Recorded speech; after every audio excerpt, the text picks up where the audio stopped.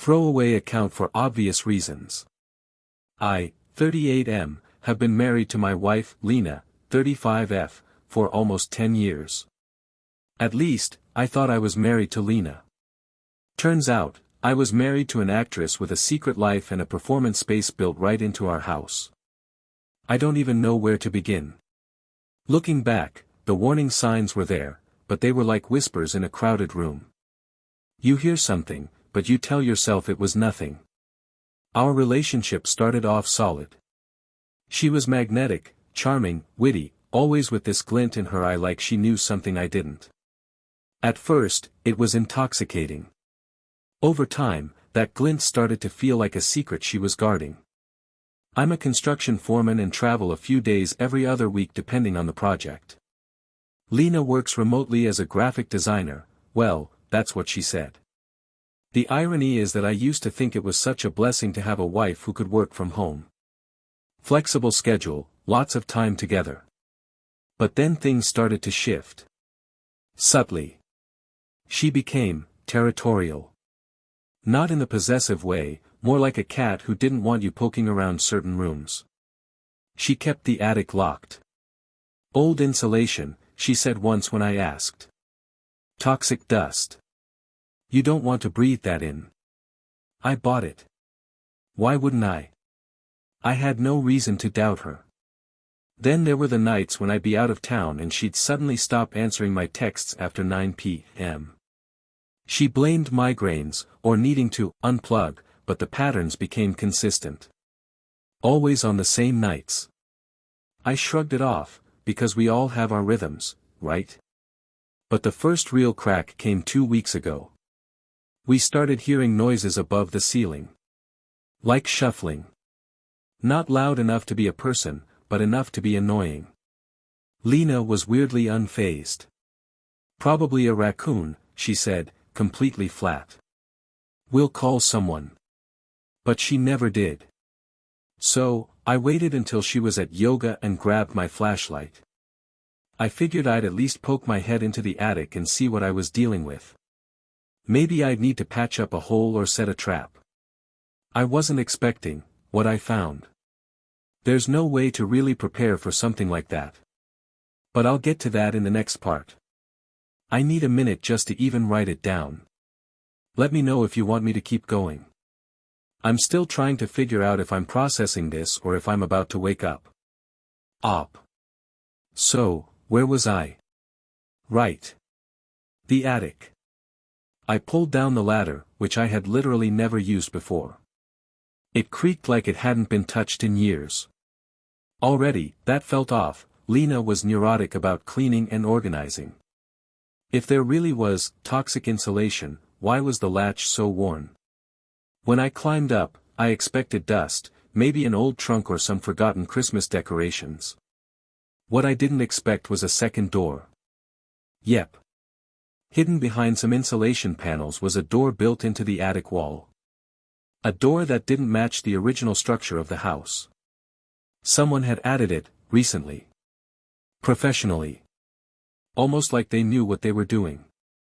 I pushed it open slowly, my heart pounding, not because I thought I'd find something sinister, but because the air changed. Warmer. Stale. Like it hadn't been opened in days. And that's when I saw it. A room. Not just any room. It was small, maybe 10 by 10, but covered in thick black soundproofing foam, like a studio. The only light came from a dim, red bulb in the ceiling, casting everything in this eerie, almost erotic glow. There was a red velvet chair in the center, a tripod in one corner, and shelves lined with Polaroids. Hundreds. I picked one up. It was Lena. Wearing black lingerie. Posing on that same velvet chair. Her face wasn't just visible, it was smiling. Playful. Seductive. I flipped it over. A date. April 14th. I was out of town that night. I checked another. March 29th, out of town again. Every photo had a different date, and worse, a different man. Some were shirtless, some fully clothed, some in masks. But Lena was in every one, wearing something skimpy, sometimes in suggestive poses, sometimes on top of them, sometimes just looking straight at the camera like it was her lover. I couldn't breathe. My hands started shaking so hard I dropped the photo. I backed out of the room. Shut the hidden door. Closed the attic. Climbed down and sat on the floor in the hallway for God knows how long. I thought I was going to puke. When Lena came home, I didn't say anything. I couldn't. My brain was still frozen. But I did something I don't fully understand even now. I picked one of the Polaroids, one where she's sitting in the guy's lap, his hands on her thighs, and placed it on her pillow before going to sleep in the guest room. The next morning, I walked into the kitchen, and she was there, silent, pale. Her hands were trembling as she stirred her coffee, clinking the spoon like a nervous tick. She didn't say a single word. And neither did I. That was 5 days ago. But that was just the beginning. What I found next makes everything worse. Yeah, there's more. Okay, buckle up. Because I thought the secret attic sex dungeon was the end of the story. It wasn't even close. After the morning with the Polaroid on her pillow, Lena went full Stepford wife. She started pretending everything was normal. Like painfully normal. Humming while folding laundry. Making dinner from scratch. Trying to kiss me goodnight like she hadn't been getting felt up by random dudes under red lights in the roof over our heads. I played along. Mostly because I didn't know what the hell else to do. But also because I needed time. Time to figure out how deep this hole went, and how long she'd been digging it. So I did what I do best, I investigated. That night, when she went to bed early, retreated to her side of the house with a glass of wine and closed the door, I grabbed her laptop. She never let me touch it. Ever. Claimed it was, for work only. But I noticed she'd started getting sloppy, probably because she thought I'd stay too shocked to act. Bad move. Her password. Our cat's name. Seriously. I opened Chrome and checked her saved logins. Bingo. A username I didn't recognize, velvetvixen_88 attached to a site I'd never heard of, Scarlet Rooms. Net. I googled it, carefully. Turns out, Scarlet Rooms is a members-only, intimate art community, but that's just fancy branding for what it really is, a pseudo-pornographic platform where women can sell photos, private shows, and meetups under the guise of erotic art. And Lena? She wasn't just a member. She was featured. I found an entire profile under the name Vivian. She'd been posting there for over 2 years. Hundreds of photos, a few videos, and the kicker, she hosted exclusive sessions for private clients in her personal studio. That's right. She built that red room above our heads to host strangers. For money. And she made good money, too, based on the comments, people worshipped her. They had no idea she was married, living in a suburban neighborhood, married to some idiot who thought she was designing logos for Etsy shops all day. Oh, and I recognized some of the men from the Polaroids. They were in the comments too. Messaging her. Begging for another session. One even said, "Last night was unforgettable. I still smell your perfume." I almost threw the laptop across the room. And then I did something I'm not proud of. I messaged one of them. What he told me. I'll save that for the next part. So yeah. I messaged one of the guys. Let me be clear, I wasn't thinking straight. I was angry, confused, borderline manic. I created a burner account and pretended to be a new client interested in booking a session with Vivian. I picked the most active commenter, a guy who called himself CameraBear79. Cringe name, I know. His profile was public enough to track down an email, which led to a LinkedIn. That's when I almost dropped my phone. He was local. Very local. As in, a teacher at the high school 3 blocks from our house. A married teacher, might I add. I sent a short message through the burner, "Hey man, saw your review of Vivian. Looking to book her. How was your experience?" He replied in less than 10 minutes. "I'll spare you the creepy details, but here's the summary. Asterisk he met her 3 times. Asterisk 2 of the sessions took place at her home studio, very discreet. Asterisk he said she was all about control and seduction. Like she becomes someone else in that room. Asterisk she insisted on payment in cash, and phones had to be left at the entrance. No exceptions. Asterisk and here's the gut punch, he described our attic perfectly.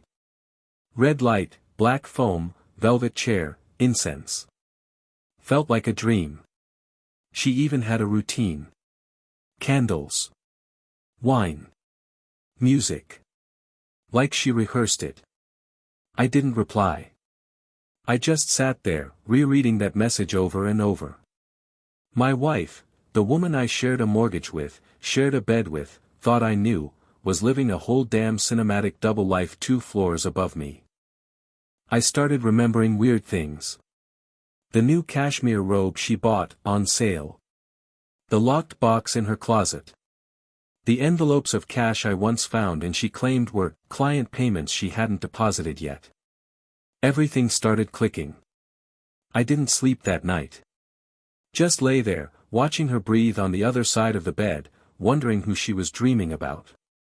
And here's where things got worse. Because the next morning, I finally confronted her. Alright. Here's the part where I lost whatever illusion I had left about Lena, Vivian, whatever the hell her name really is. I waited until Saturday morning to confront her. I wanted to do it in daylight, on home turf. No surprises, no drama. Just me, her, and the truth. She was making coffee in the kitchen, wearing that same gray hoodie she always wore on lazy days. Hair in a bun. No makeup. She looked like my wife again. Or the person I thought my wife was. I sat down across from her at the table and said, "I need to ask you something, and I want the truth." She gave this slow blink and a fake little smile. "That sounds serious." "It is," I said. "Who's Vivian?" I wish I could say she gasped. Dropped the mug. Ran out in tears. Nope. She didn't flinch. Not even a twitch. She just tilted her head slightly and said, "Where did you hear that name?" And that was the moment I knew, I wasn't married to a clueless woman making bad choices. I was married to someone who had been practicing this moment. She was ready. I told her everything. The attic. The room. The Polaroids. The website. The men. Everything. She sat back, crossed her arms, and let me finish like she was watching a weather report. When I was done, she took a sip of coffee and said, "Wow. So you finally went snooping. Took you long enough." I stared at her. "That's it? That's your response?" She shrugged. "You weren't supposed to find out." "Obviously. But you did. So, congrats." I don't even remember standing up, but I did. "You've been cheating on me. For years. With strangers. In our attic. And you're acting like this is, what? My fault?"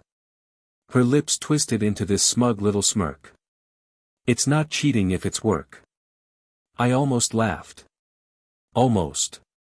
"You built a sex studio in our house and lied to my face about it." "It's not a sex studio," she snapped, finally getting defensive. "It's art.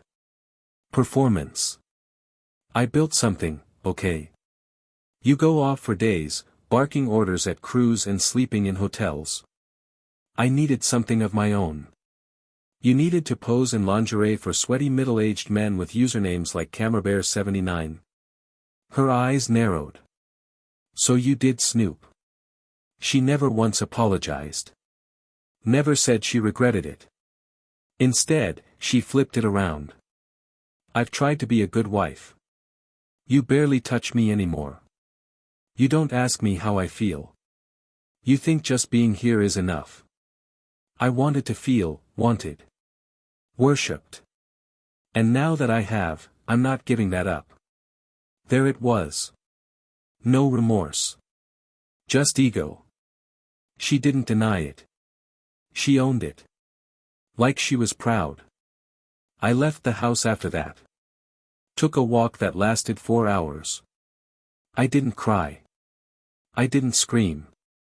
I just kept repeating her words in my head. It's not cheating if it's work.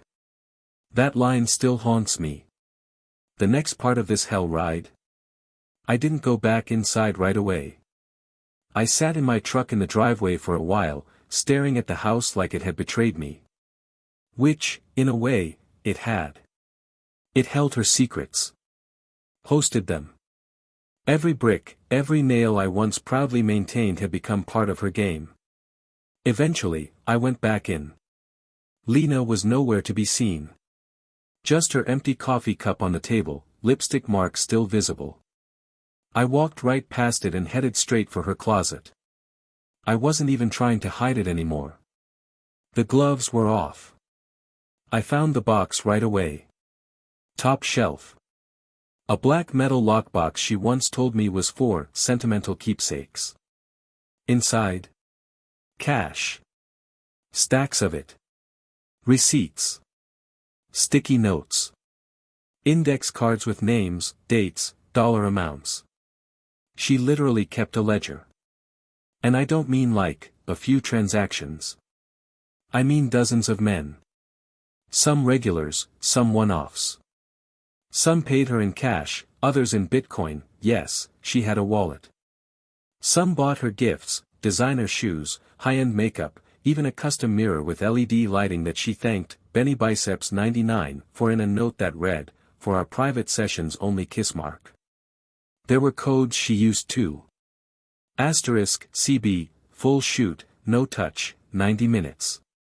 *EP, full access, props, 2 hours, no phones. *TT. Kink request, blackout curtain, NDA signed. Yes, she had NDAs. Printed copies. I found a stack of them, all signed. And here's the kicker, some names were familiar. Not in a personal way, but in a neighborhood barbecue kind of way. Like the dad from 3 doors down who always offered to mow our lawn when I was gone. A coworker of mine who once complimented Lena's baking. I felt sick. But I kept reading. Because I had to. One note, tucked into an envelope, read. Need to reschedule. H is home all weekend. Will tell him I'm sick. H, that's me. Just a single letter to represent the man funding her double life. I sat there for probably 20 minutes, surrounded by her lies, her cash, her private empire. My legs went numb. My chest felt hollow. She didn't just cheat. She managed it. Like a business. I wasn't her husband, I was her cover. I put the box back. I didn't take anything. I wanted her to know I found it, just like with the Polaroid. So I placed a single note on top that said. Found your receipts. What else am I paying for? I left it right there and went to sleep in the guest room again. The next morning. She didn't even acknowledge it. But that night. Something changed. That's when I started hearing noises in the attic again. Only this time, they weren't raccoons. I swear to you, I thought I was going insane. The first noise was subtle. A faint thump above the guest room ceiling. I told myself it was the house settling, or maybe the old insulation she lied about. But then I heard it again. Louder. Closer. Like a heavy boot shifting weight on wood. It was midnight. I held my breath, sat up in bed, and waited. Scratch, thump. Now it sounded like movement. Not fast, not frantic. Deliberate. Like someone was pacing slowly. I grabbed the flashlight I'd left by the nightstand and tiptoed into the hallway. The attic hatch was closed, but I could feel something. Like the air was charged. Heavy. I didn't open it. Not that night. The next day, Lena acted normal again. Except she looked tired, really tired. Pale, sunken eyes, twitchy. She knocked over a glass while reaching for the milk and flinched when it shattered. I didn't sleep well, she mumbled, sweeping up the shards. I asked her what was going on up there. She said, "What do you mean?" I heard something. Last night. Her eyes darted, then settled into that same blank performance mode. Rats, probably. Maybe it's that raccoon again. But I saw the faint bruise on her wrist. And her shirt was inside out. She wasn't up there hiding secrets anymore, she was hiding from something. That night, I waited until she fell asleep. Then I went up again. Same process, pull the ladder, flashlight on, crawl through. Only this time, the red light was already on. I didn't turn it on. I swear to you, I did not turn that light on. The room was the same as before, except now it felt used. The chair had been moved slightly. One of the Polaroids was missing from the shelf.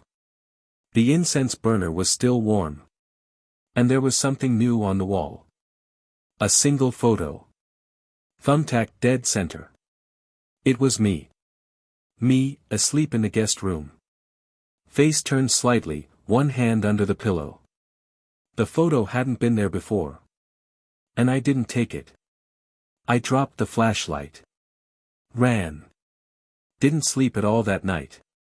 Just sat on the edge of the bed, door locked, holding a hammer like it was going to save me from whatever the hell was crawling around above us.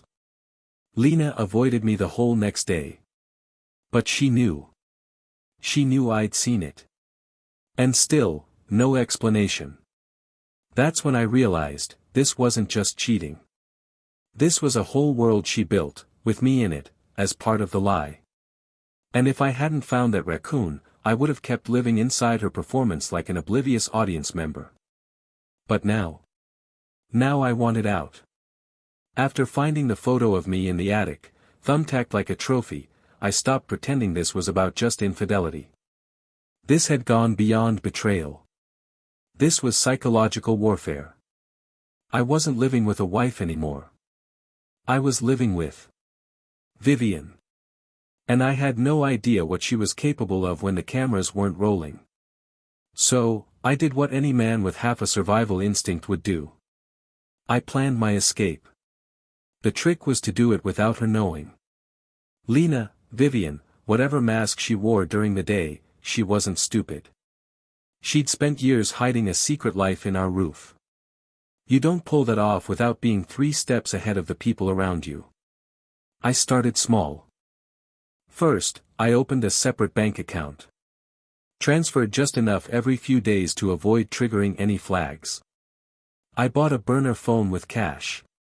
Set up a P.O. box at a UPS store 2 towns over. Then I took photos of everything. Asterisk the attic studio. Asterisk the Polaroids. Asterisk the ledger. Asterisk the envelope with the note calling me H. Asterisk the photo of me sleeping. I backed them all up on a USB and hid it in the garage behind an old box of holiday decorations. I even emailed copies to myself from a hidden email I created just for this purpose. Paranoid? Maybe. But I knew better than to trust someone who could look me in the eye after that level of deception and say, it's not cheating if it's work. The final step. I scheduled an appointment with a divorce attorney. I didn't tell her. Not yet. Because, and this is the part that still messes with me, I wasn't convinced she wouldn't try to stop me. Not with reason or tears or apologies, but with something else.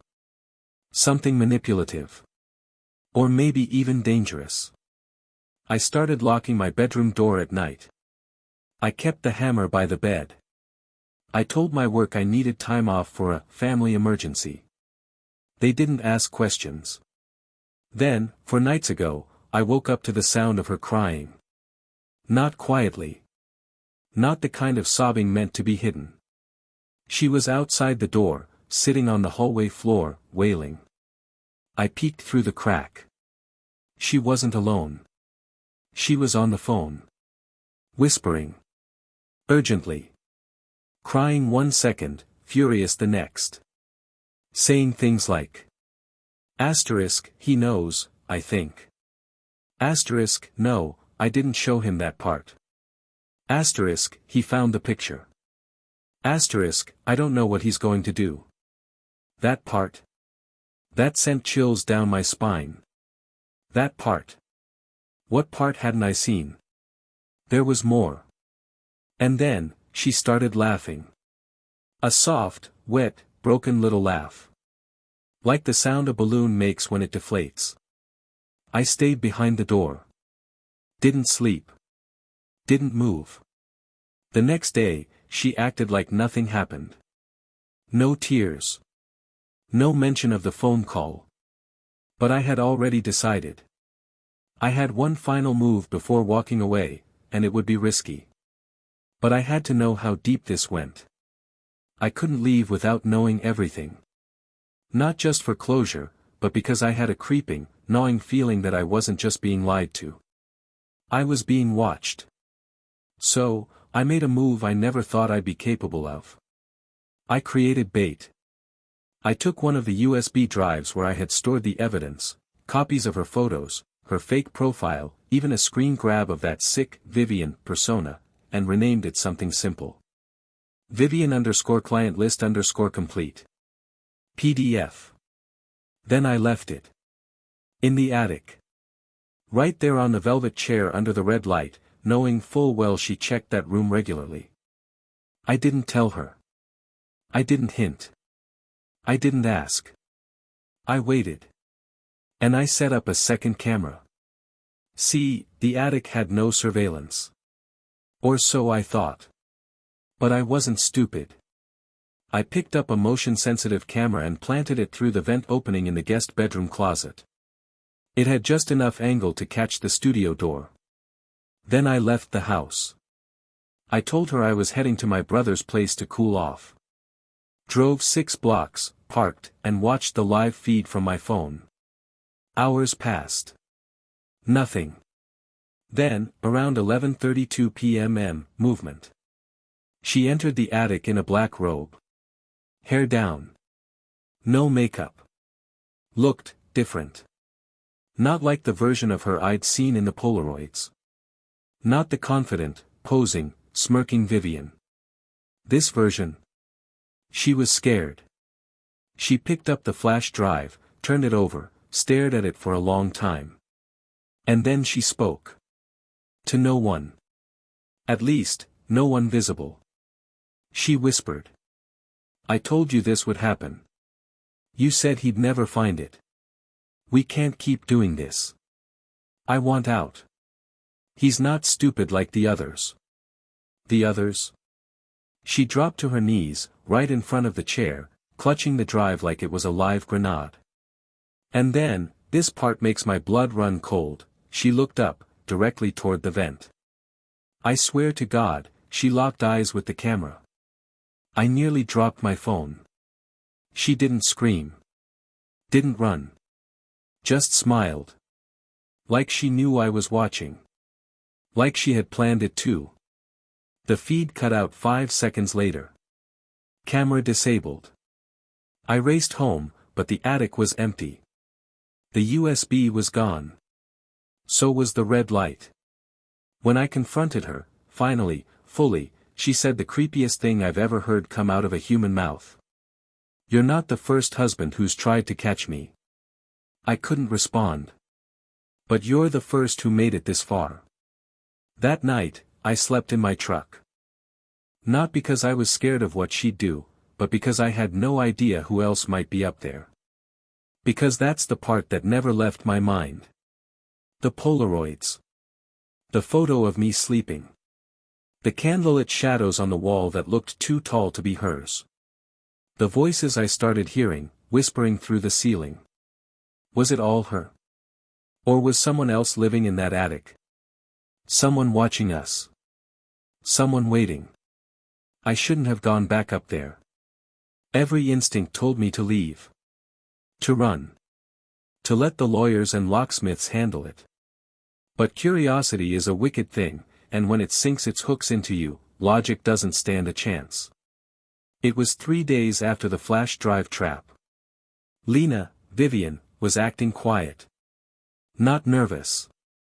Not angry. Just, still. Like a lake with something massive lurking underneath. She barely spoke. She didn't ask why I was sleeping in the truck. She didn't ask anything. It was like she already knew how this would end. That night, I waited until 2:47 a.m. I remember because I watched the digits click by, thinking, this is the last time I'll do something this stupid. I crept inside. Flashlight. Gloves. My phone recording. Quiet as death. Up the ladder. One step at a time. The attic smelled different now. Burned incense, cheap perfume, and something else, something coppery. My stomach tightened. The red light was gone. Replaced by a black bulb, one of those UV lights people use to spot stains. I flicked it on. The entire studio glowed like a crime scene. And that's when I saw it. The Polaroids. Gone. The velvet chair. Slashed. Torn open like something ripped its way out of it. In its place a stack of envelopes. Labeled. Numbered. And one at the top with my name on it. I didn't open it. Not yet. Because behind the envelopes was a small, door-sized cutout in the insulation I hadn't noticed before. The hidden room had a hidden room. I crawled through. It was dark. The kind of darkness that eats light. Even with the flashlight, I could barely see more than a few feet. The walls weren't finished like the rest of the attic. Just wood and concrete. But the floor. The floor was covered in mattresses. Old. Stained. Layered like a nest. And there was a mirror. Big. Framed. Mounted to the far wall. With writing on it. Smudged red lipstick. Scrawled like graffiti. He wasn't the first. He won't be the last. We're never alone up here. I turned around so fast I smacked my head on the beam. That's when I heard it. Breathing. Not mine. Not Lena's. Low. Wet. Ragged. I ran. Fell halfway down the ladder. Sprained my wrist. Didn't care. I grabbed the envelope on the way out and slammed the attic shut behind me. Pushed a dresser in front of it. Locked every door. Turned on every light. My phone. Recording failed. Of course. And the envelope? Inside was a single Polaroid. A new one. Me. In the attic. Standing in front of the mirror. Only. I hadn't taken it. And I was not alone in the picture. There was a hand, thin, pale, with claws, reaching out from the darkness behind me. I didn't sleep that night. I didn't blink. I didn't move from the living room couch, where I sat clutching that Polaroid like it was a live wire. I kept staring at it, me standing in front of the mirror, eyes wide in the red light, and that hand. Reaching from the shadow behind me. Long fingers. Yellowed nails. Not hers. Not human. I was never alone up there. And she knew. The sun came up like it didn't care what I'd seen. Like it always does. Morning doesn't wait for sanity. Lena walked into the kitchen like she hadn't just hosted something unholy above our heads. Like she hadn't been lying, cheating, playing me for God knows how long. She poured her coffee. Same mug. Same routine. I walked in, holding the photo. She didn't look up. I laid it on the table. Is this you, Lena? Nothing. Is this me? She sipped her coffee. I sat across from her. My hands were shaking, but my voice wasn't. Who took this picture? She finally looked up. Slowly. Calmly. Almost, relieved. I told you, she said softly.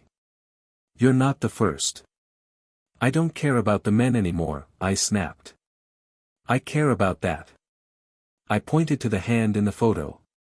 Her expression didn't change. She didn't cry. She didn't lie. She smiled. That's who Vivian works for. Silence. My mouth went dry.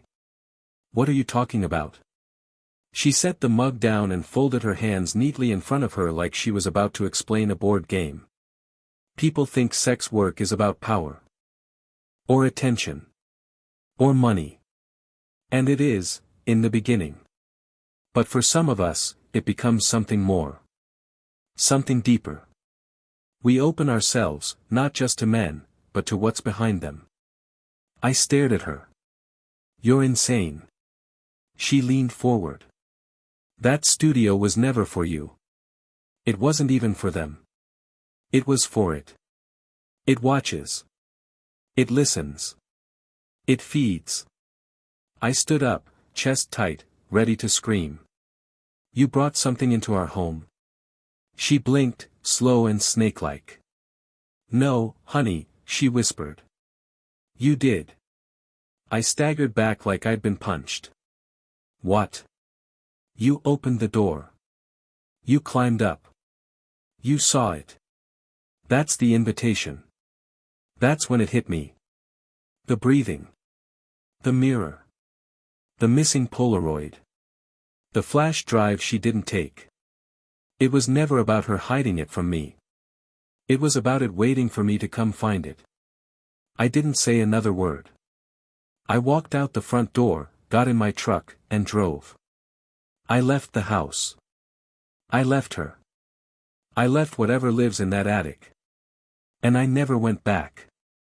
But there's still one final part. Because even now, weeks later, I still get gifts in the mail. Wrapped in red ribbon. No return address. Polaroids. It's been 41 days since I left the house. I filed for divorce 3 weeks ago. Had the papers served to her work address, turns out she does freelance design, just not the kind that belongs on LinkedIn. I blocked her number, deleted the shared calendar, even shut down our joint checking account. I scrubbed her from my life the way you'd clean blood off a white shirt, aggressively, knowing the stain's probably never going to fully come out. But I couldn't scrub the house. Or what was in it. Because whatever she summoned, whatever fed off those sessions in the attic, it didn't stay behind. The first red envelope arrived a week after I left.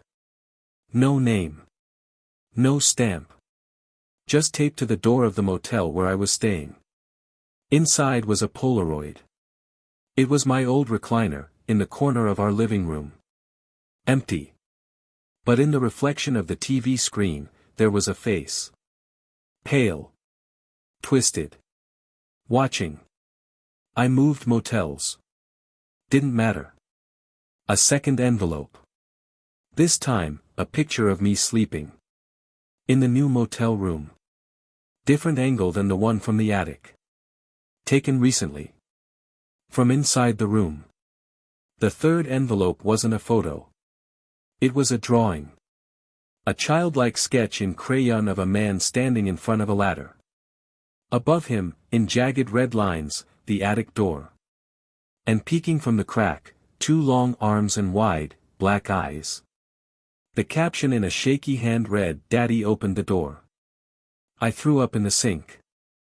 I've been living with my cousin in another state now. He doesn't ask questions. Just gave me a spare room, and a baseball bat, and told me to lock my door at night. I haven't told him everything. How could I?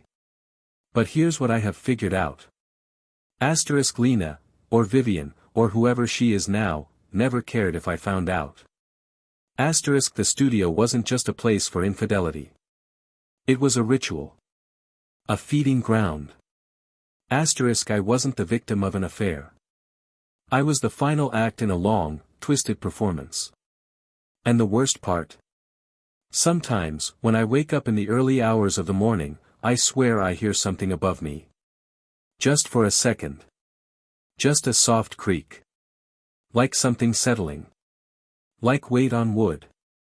The attic in this house doesn't even have a ladder. But I'm starting to think that doesn't matter anymore. Because I opened the door. And now I think I might have let it in.